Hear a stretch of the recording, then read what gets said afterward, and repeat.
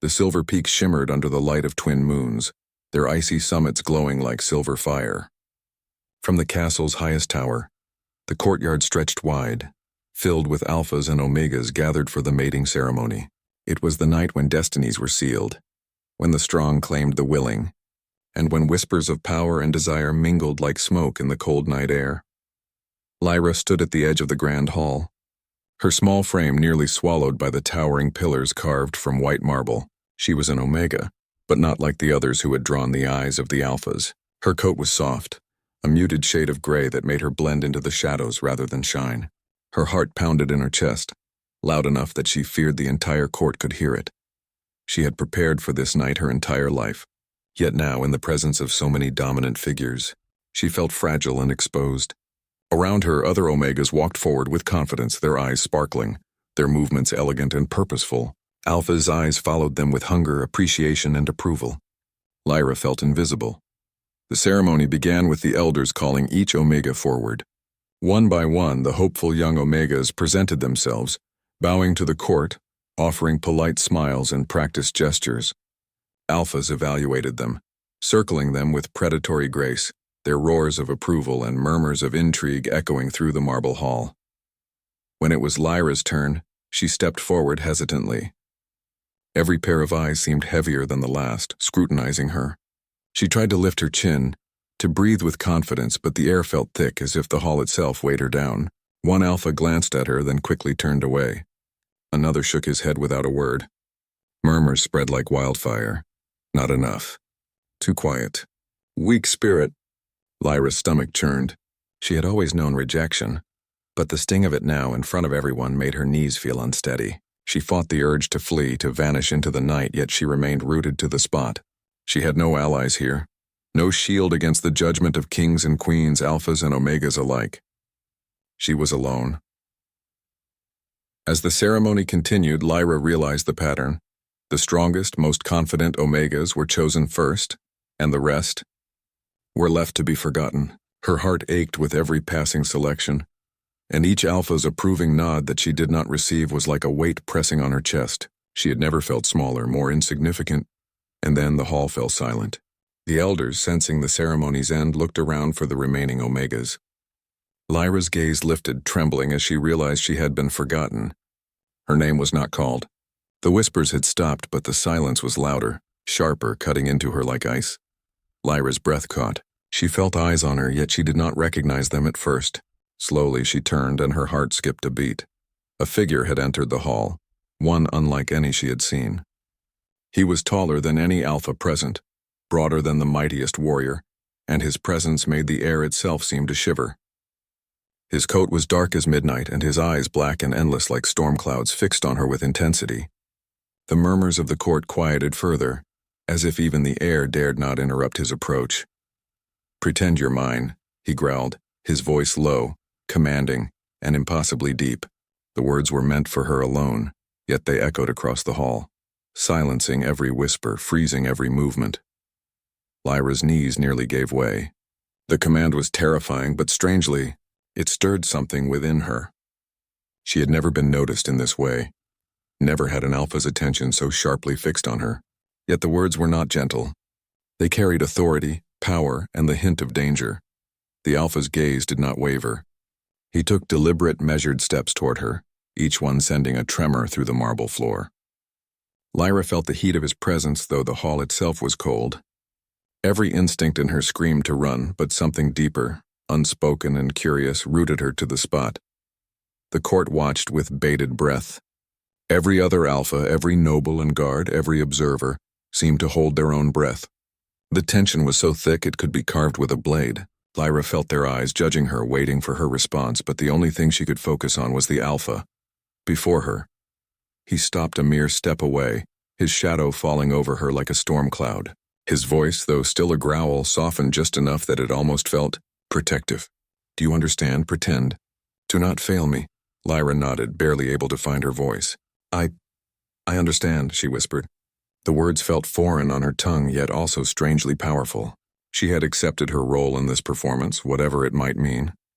The alpha's expression softened imperceptibly, and the tension in the hall shifted. Some of the observers whispered excitedly. Others looked uneasy.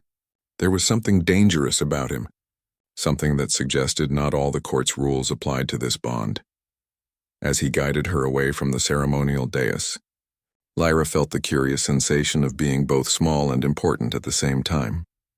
The world around her, the polished marble, the towering pillars, the silver light of the moons faded slightly, and all that remained was him, and the weight of his gaze. He led her through silent hallways, corridors lined with tapestries depicting past alphas and omegas, their faces proud and unyielding. The air seemed to hum with ancient magic, a reminder that this castle was not merely stone and mortar, but a vessel of history, power, and unspoken secrets. Lyra's mind raced. Who was he?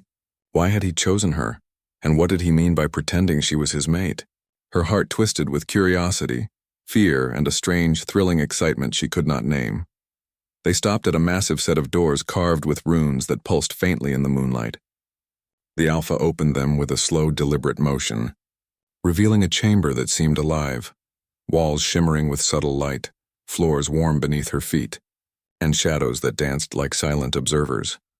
"This will be your place while you play the part," he said. "Here you are mine. But remember, this is only for the court. Not yet for you, not yet for me. Do you understand?" Lyra nodded again, her voice catching. I understand." He studied her for a long moment, then finally stepped back as if granting her a rare breath of freedom. "Do not fail me," he warned again, though the edge of his growl softened to something almost unreadable. Lyra's heart pounded as he left the chamber, and the doors closed with a quiet thud. She was alone yet no longer invisible. The weight of his command, his gaze, and the strange bond forming between them pressed against her like a living thing. Sitting on the edge of a cushioned bench, Lyra let out a shuddering breath. Her mind swirled with questions. Was he cruel? Was he testing her? Or was this a chance she had never been given before? A chance to matter, to be seen, to survive in a world that had always rejected her. Outside, the moonlight glinted on the icy towers of Silver Peaks. Inside, Lyra realized that the night had only just begun. The court had rejected her, but in doing so, they had set her on a path she could never have imagined. A path that involved a giant alpha, a pretense that might lead to something real, and a destiny that had been waiting for her all along. Her heart trembled with both fear and anticipation. Somewhere deep inside, she knew her life was about to change forever, and somewhere just beyond the shadowed walls the Alpha waited, growling softly into the night, marking her as his. Even if she did not yet know it herself. The night stretched on, filled with possibilities and dangers she could not yet see. Lyra knew one thing for certain: she would survive this, somehow, and perhaps she might even thrive. And then, in the quiet of the chamber, a single thought echoed in her mind, louder than any fear. Pretend you're his, or risk being forgotten forever. The morning sun spilled pale light through the tall windows of Cale's chamber. Lyra stirred on the cushioned bench where she had spent the night, her mind restless with thoughts of the previous evening. The memory of Cale's growl still echoed. In her ears, a low vibration that seemed to resonate deep within her bones. She could not tell if it was fear, fascination, or something more that made her pulse quicken every time she remembered his gaze. The chamber was silent, except for the soft rustle of the tapestries hanging on the walls. They depicted battles, of ancient alphas, their eyes fierce, their claws and teeth poised for victory. The room seemed alive with their energy, and yet it was Cale's presence that dominated it completely. The air felt heavy, charged, as though it waited for him to speak, to act, to assert his will. Lyra rose slowly, brushing her hands over the smooth marble floor, her coat trembling slightly. She had prepared herself for the pretense, acting as Cale's mate before the court, but the weight of the situation now pressed on her like a stone. What did it mean to pretend to belong to someone like him? And why did the thought of disappointing him send a shiver through her?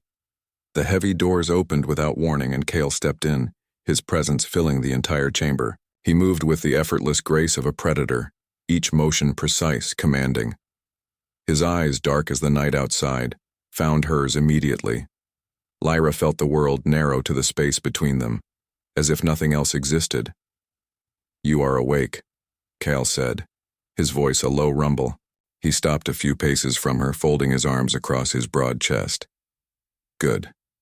You must be ready to learn what it means to be mine, in pretense at least."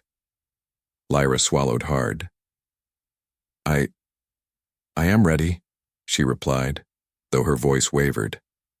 Cale's lips curved into a small, almost imperceptible smile, though it did not reach the depths of his eyes. "Good. You must understand one thing, Lyra. In the court you are mine. Every gesture, every word, every glance. It is for the court. Do not falter. If you fail, there will be consequences. Not for me, but for you." Lyra nodded, trying to steady her racing heart. The warning was sharp, but it carried a strange undertone of protection, as though he were both a threat and a shield. She felt the weight of his attention, heavy and undeniable. He circled her slowly, observing, measuring, studying every detail. Lyra felt exposed under his gaze, as if he could see every thought, every fear, every doubt that lingered in her mind. Yet at the same time she felt a curious sense of strength. Though he towered over her, there was a connection forming, fragile and unspoken, that told her she was not entirely powerless. "You must understand, Lyra," Cale continued, his voice, softer now, almost a whisper. "I am not cruel without reason. I claim because I must, but I do not break what can be mended. There is strength in submission when it is chosen wisely, and courage in standing firm when the heart demands it." Lyra absorbed his words, feeling the truth in them even if she did not yet fully understand. She had always been small in the eyes of the world, overlooked, ignored. But here, in this room, under the scrutiny of the mightiest alpha, she felt seen. Not just noticed, but truly seen. Cale extended a hand, rough and calloused, and Lyra hesitated for a moment before placing hers in his. The contact was electric, a spark that traveled from her fingers to her chest. She did not know whether it was fear or anticipation, or something more, but it made her pulse thunder in her ears. "You will play your part well," Cale said, his tone almost approving. "But understand this. Beyond the court, beyond the pretense, I am not yet yours. You have a choice, Lyra. You may act, but you may not yield. Only when you are ready, only when you truly understand me, will the bond be complete." Lyra nodded again, her thoughts racing. The complexity of his words, the duality of his demand and his caution, both frightened and fascinated her. She realized that this alpha, this legend of the Silver Peaks, was not merely a figure of power. He was a puzzle, a storm contained in flesh and bone, and she had been thrust into the center of it. Over the next hours, Cale began to teach her. He showed her how to move, how to speak, how to meet the eyes of an alpha without faltering. Each lesson was precise, deliberate, and unyielding. Lyra stumbled at first, her limbs clumsy under the weight of expectation, but slowly she began to gain confidence. Cale's corrections were sharp, but there was a strange gentleness hidden beneath them. He would guide her hand, adjust her stance, correct her voice, all with a meticulous care that suggested he did not wish to harm her, but rather to strengthen her.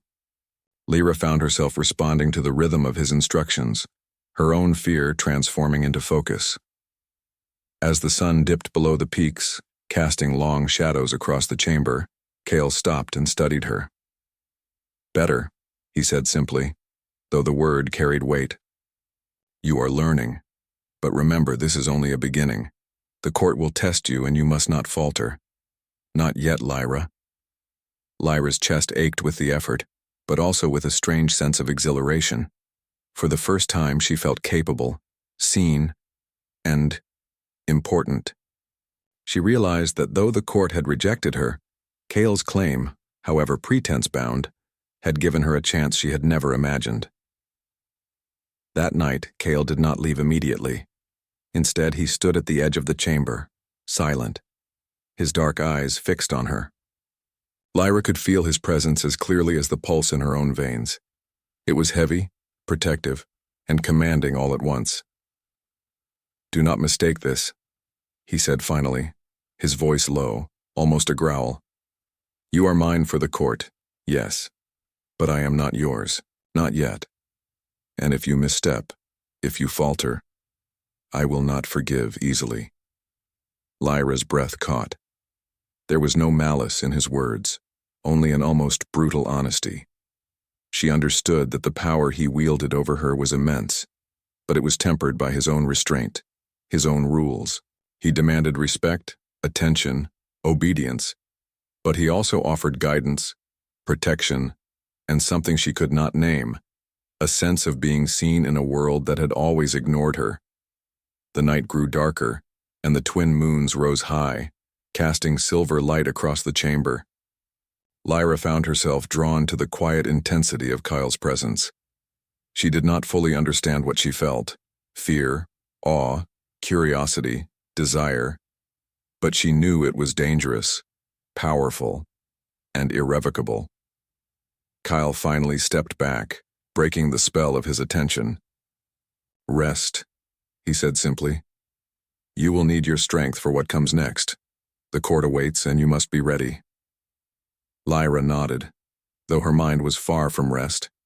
She sat on the cushioned bench, tracing her fingers over the soft fabric, her thoughts tangled with the day's lessons and the alpha who had claimed her in pretense.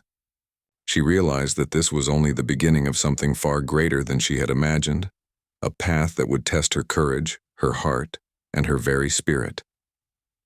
As the night deepened, Lyra allowed herself a single private thought. She was no longer invisible. The court had rejected her, but the alpha had seen her, and in his gaze she glimpsed a world where perhaps she could survive, perhaps even thrive. The soft echo of Kyle's earlier words lingered in her mind. "Pretend you're mine, but only when you are ready will the bond be true." Lyra closed her eyes, the weight of the chamber, the court and the alpha pressing down on her. Fear, excitement, and an unspoken longing mingled within her. She did not know what the next day would bring, but she knew one thing for certain: her life had changed forever. And somewhere in the shadows of the chamber, Kale watched, his dark eyes reflecting the twin moons, his thoughts unreadable, his growl soft and low, a reminder that he was always near, always present, and always watching. The path before Lyra was uncertain, dangerous, and full of challenge. Yet, beneath the fear and the weight of expectation, a spark of courage had ignited within her, a spark that could not be extinguished, even by the coldest court, the harshest alphas, or the fiercest storms of the Silver Peaks. The night whispered around her, carrying the promise of trials, power, and a bond that neither pretense nor fear could break. And Lyra knew, deep within her heart, that she had only just begun. The Silver Peaks were quiet that morning, but within Kale's castle the weight of expectation pressed heavily upon Lyra. She had spent the night thinking of the alpha, of his commanding presence, and of the strange, almost tender care he had shown her. Yet beneath her fascination was fear, the fear of failing, of being exposed as weak, of disappointing him. Kyle arrived at the chamber before dawn. His footsteps echoed on the marble floors, steady and deliberate, announcing his presence without the need for words. Lyra straightened immediately, knowing that he would notice any lapse, any tremor of hesitation. "Today," Kale began, his voice low and rumbling, "the court will watch. Every step you take, every gesture will be scrutinized. You must act with confidence even if you do not feel it. Do you understand?" Lyra nodded. "I understand." Kale's gaze softened, just slightly. "Good. But there is something you must also understand, Lyra. This pretense is more dangerous than it seems. Not all alphas play fairly. Some will test you, challenge you, try to undermine me. You must be ready." Lyra's stomach tightened at his warning. She had already experienced the sting of rejection, and she knew now that the court's cruelty had no bounds. But she also sensed that Kale's protection was real, even if it came, wrapped in the harshness of his growl and the command in his words. Later that morning, Kale led Lyra through a hidden passage beneath the castle, a narrow corridor lined with ancient runes and murals that depicted battles, victories, and sacrifices of past alphas. The air was thick with history and power, almost humming with the presence of long-dead warriors. "Why are we here?" Lyra asked, her voice low. "To teach you," Kyle replied, his tone unyielding. "You must understand the strength I carry, the weight of my clan, the burden of the curse that binds me. If you are to play the role of my mate, even in pretense, you must see the truth behind the alpha." They emerged in a chamber unlike any other in the castle. The walls were carved from black stone that shimmered faintly, and a giant fireplace blazed with blue flames, casting flickering light across the room. At the center was a massive statue of a wolf, its eyes carved from obsidian and seeming almost alive. "This is the heart of my strength," Kale said, gesturing toward the statue. "The wolf you see here represents what binds me. My power is not merely in muscle or command, it is in the spirit that runs through my bloodline. But there is a curse tied to it. I cannot fully claim a mate unless she chooses me willingly." Lyra's eyes widened. "A curse?" Kyle nodded, his expression unreadable. "Yes. It is why I do not simply take as other alphas might. I can command, I can protect, I can intimidate. But true connection, that requires consent. Without it, I am bound by ancient laws of the Silver Peaks, and so is she." Lyra felt a strange mix of awe and relief. The alpha who had terrified her with his presence was not merely a figure of domination. He was constrained, bound by rules older than the mountains themselves. And yet, even with this revelation, he remained powerful, unmatched in strength and presence. "You must understand," Kale continued, his gaze sharp, "that playing this role is not without danger. The court is cruel, and there are those who will see your pretense as weakness to exploit. You will be tested, and I will watch, and if you falter, it will not go unnoticed." Lyra swallowed hard, feeling the gravity of his words. She had never been trained in court politics, nor had she ever faced deliberate cruelty on this scale, but she also felt a spark of determination, a desire to rise above her fear, to meet the challenge, and perhaps to earn the respect of the alpha who had chosen her. Kyle's expression softened slightly. "Do you have questions?" he asked. Lyra hesitated, then asked, "Why me? Why did you choose me when the court had already rejected me?" Kyle's eyes darkened, stormy and unreadable. "Because you are different. You do not cower completely. You do not bow entirely. There is fire in you, even if it is hidden. That fire, it matters to me." Lyra's heart skipped. She had never heard words like this before, so commanding yet with a hint of warmth she could not define. For the first time, she felt that perhaps she could survive this night, this court, this pretense, and maybe even thrive.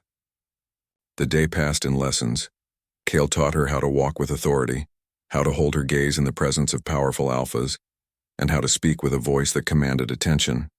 Every correction was precise, every gesture intentional. Lyra began to notice a pattern. Kale did not simply teach her, he tested her. Every glance, every word, every movement was a lesson not just in survival, but in understanding him, in understanding the strength and depth of the bond she was now enacting. During a break, Kale led her to the castle's balcony overlooking the frozen peaks. The wind whipped her hair around her face and the cold stung, but the view was breathtaking. Snow-covered mountains stretched endlessly, and the castle below gleamed like a jewel against the frozen landscape. "You see the peaks?" Kyle asked, his voice softer, almost contemplative. "Each one is a challenge, a test of endurance, and yet they are beautiful. Strength is not only in power, it is in patience, in endurance, in knowing when to act and when to wait. Remember this, Lyra. It will serve you well." Lyra nodded, feeling the weight of his words sink into her heart. She had been overlooked her entire life, yet here was someone teaching her the meaning of power in a way she had never known. Not through dominance alone, but through understanding, through patience, through measured action. As the sun dipped below the horizon, the court began to stir again. Kyle returned her to her chamber, But this time, something had shifted. His gaze lingered longer, and Lyra felt the spark of connection deepen. She was beginning to understand that their bond, even if only in pretense, was evolving. That night, she could not sleep. Her mind raced with thoughts of Cale, of the lessons, of the court's cruelty, and of the strange, thrilling tension that had grown between them. She realized that she was beginning to care, not just for her own survival, but for the alpha who had claimed her. And she suspected, though she dared not admit it aloud, that he might care for her too. Suddenly, a soft growl echoed through the chamber. Lyra froze, heart pounding. Cale's shadow appeared in the doorway, tall and imposing against the silver moonlight. "Do you feel it?" he asked, his voice almost gentle. "The tension, the danger, the bond?" Lyra nodded, unsure what to say. "The court is not all you must fear," Cale continued. "There are forces beyond these walls, beyond the peaks, that watch, that test, that hunger. You must be ready, not just to act but to survive. And I will not be able to shield you from all of it." Fear coiled within Lyra, but beneath it was a spark of determination. She realized that she would not run, would not hide. She would face whatever came, not just because Cale demanded it, but because she wanted to prove first to herself and then to him that she could endure. Cale stepped closer, his dark eyes searching hers. "Remember, Lyra, you may pretend to be mine, but the truth of our bond will reveal itself in ways neither of us can control. Be cautious, be clever, and be strong." As he left, Lyra sat on the edge of the bench, staring at the flickering shadows on the wall. She could still feel the heat of his presence, the weight of his gaze, the tension in the air that seemed to hum with unspoken power. She realized that this was no longer just a pretense. Something real, something dangerous, was growing between them, a connection forged in fire, fear, and the quiet stirrings of the heart. And somewhere deep within, Lyra knew the court's rejection had been only the beginning. The true challenge was just ahead. Cliffhanger. Outside, in the shadows of the frozen peaks, a rival Alpha clan watched the castle. Their eyes glinted with hunger and malice, and their leader whispered a single chilling word: "The Omega must fall." The castle of Silver Peaks was quiet at first light, but the calm belied the storm brewing within. The court had heard whispers of Lyra's connection to Cale, and not all were pleased. Some alphas eyed her with suspicion, others with envy, and a few with barely concealed malice. They saw her not as a mate or a survivor, but as a pawn, a weak Omega daring to exist in the shadow of a legend. Lyra walked through the halls with her head held high, though her hands trembled slightly at her sides. The lessons Cale had given her were clear: confidence, presence, and the subtle strength of calmness. Yet she knew that one misstep could bring her crashing down. She was still acting, still pretending to belong to the Alpha who had claimed her, and the court was watching. Every glance, every gesture, every word was measured, calculated. Cale met her in the great hall, his dark eyes scanning the crowd with a predator's precision. "Today," he said, his voice low but carrying through the high ceilings, "you will face the court's test. They will probe for weakness, for doubt. You must stand firm. I will be near, but your strength must come from within, not from my presence alone." Lyra nodded, her pulse quickening. She had felt his protection, yes, but she also understood that survival required more than that. It required courage, wit, and the willingness to face fear head-on. The Council of Alphas gathered, their expressions sharp, their bodies tense. They circled her, examining every move, every flicker of emotion. A challenge was spoken aloud. Lyra was to demonstrate her skill in the arts of diplomacy, combat strategy, and social presence.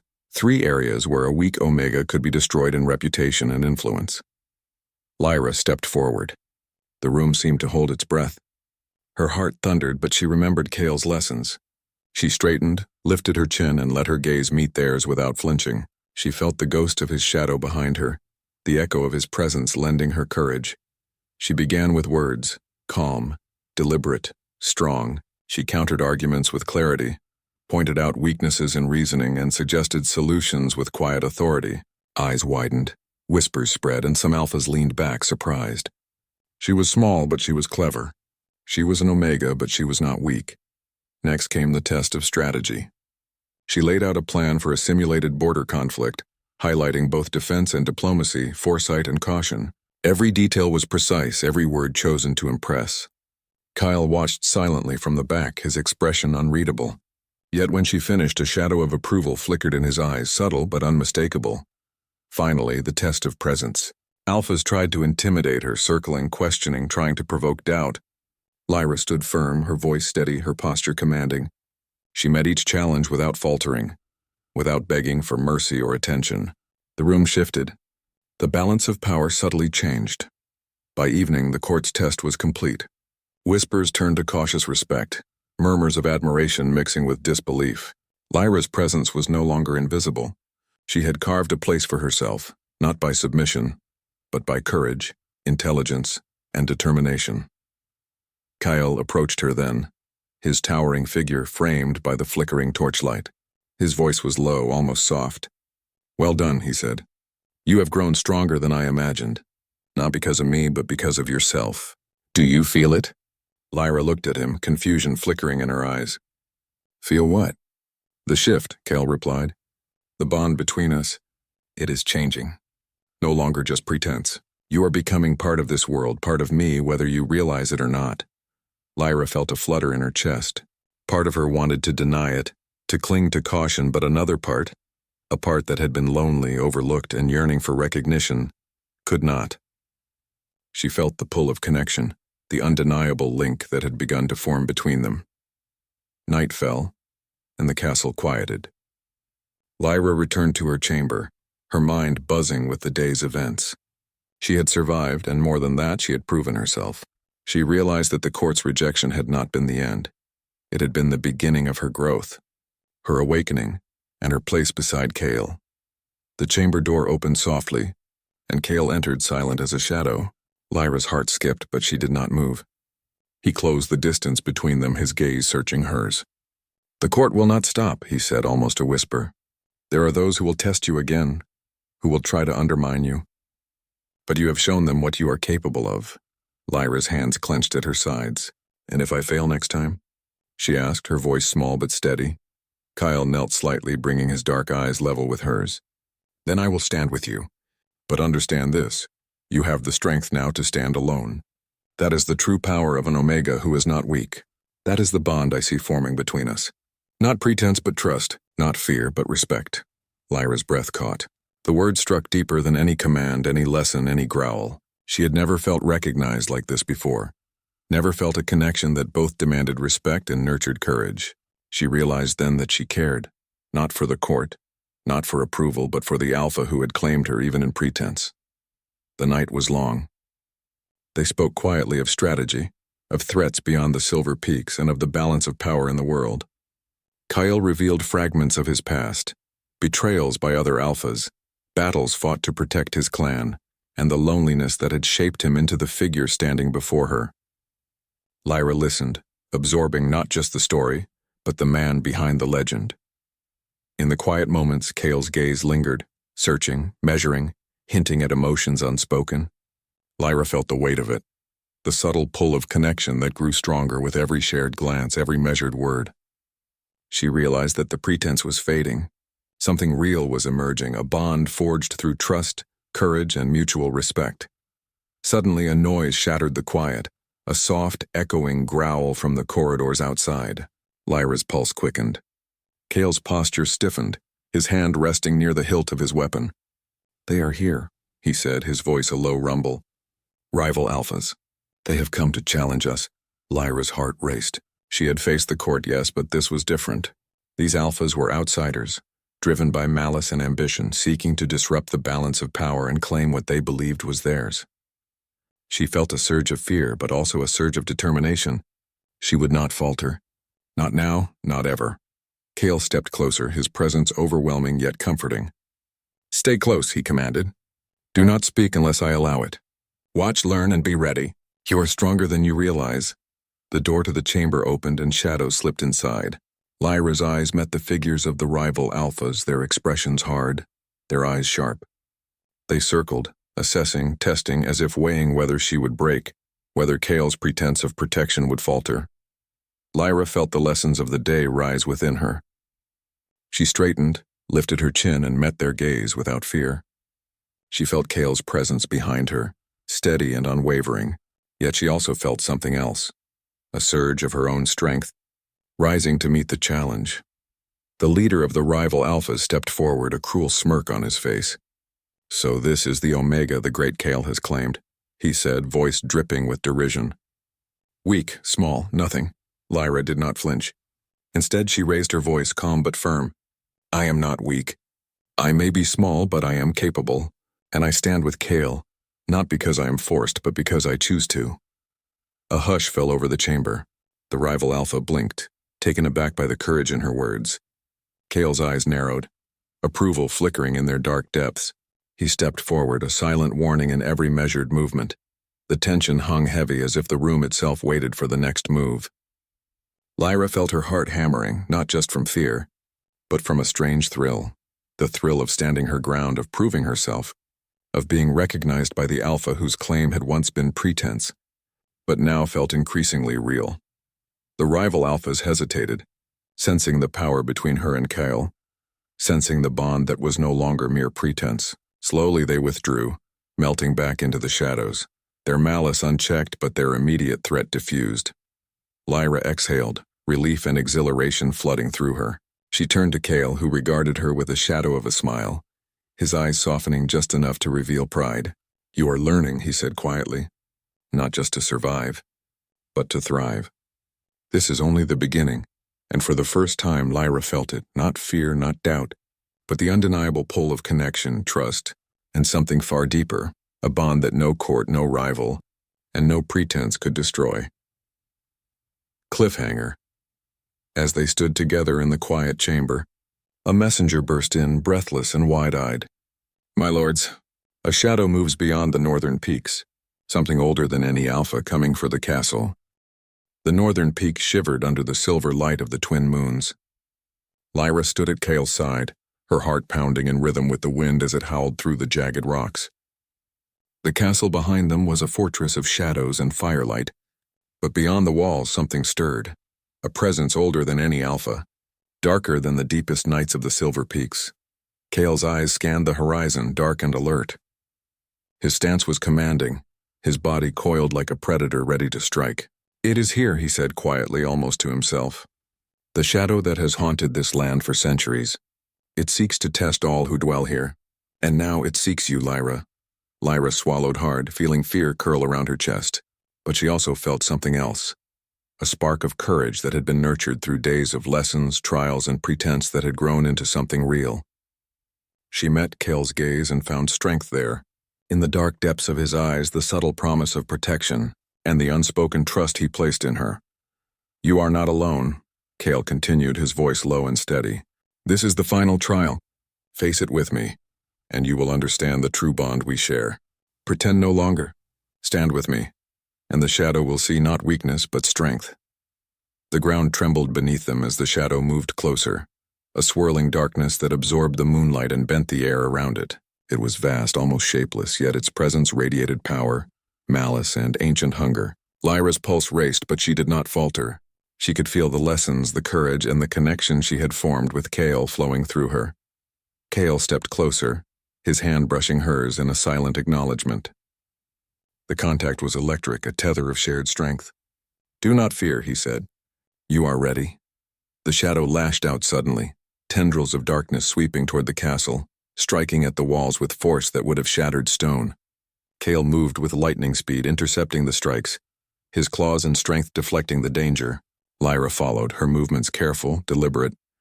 The strategy Kale had taught her guiding her every step. Together, they fought, not as Alpha and Omega in pretense, but as partners, united against a threat far greater than any court or rival Alpha. Lyra dodged, countered, and predicted the shadow's movements, her mind sharp, her body attuned to Kale's presence. Each glance, each shift, each subtle motion was a silent communication between them. They moved in perfect rhythm, the bond forged in fire, fear, and trust guiding them. The shadow recoiled, then surged again, testing, probing, as if sensing the depth of their connection. Kale growled, low and threatening, the sound vibrating through the frozen air. "It seeks to break us," he said, eyes narrowing. "But it will fail. Together we are stronger than it can imagine." Lyra felt a surge of determination. Fear still lingered, but it was tempered by courage, by trust, by the realization that she was no longer an Omega defined by weakness. She was a partner, a force, a presence that mattered. And standing beside Kale, she could face anything.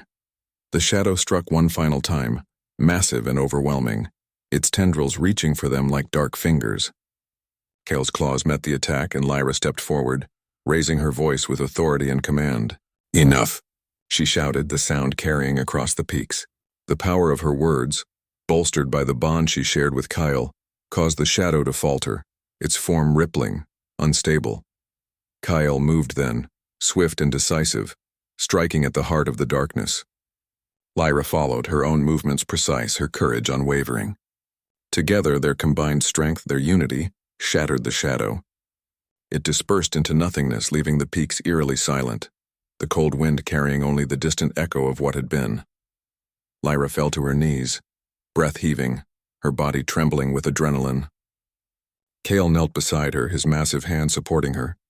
"You did it," he said quietly, pride in his voice. "You stood, you fought. You did not falter." Lyra looked up at him, her chest rising and falling rapidly. I could not have done it without you," she admitted, though the words carried more than gratitude. There was trust, connection, and the first stirrings of something deeper, something neither of them could ignore. Kale's gaze softened, the fierce edge of the alpha replaced with something almost gentle. "You are stronger than you know, Lyra, and you have shown me that strength is not just mine. It is ours." For a long moment they simply looked at each other. No words were needed.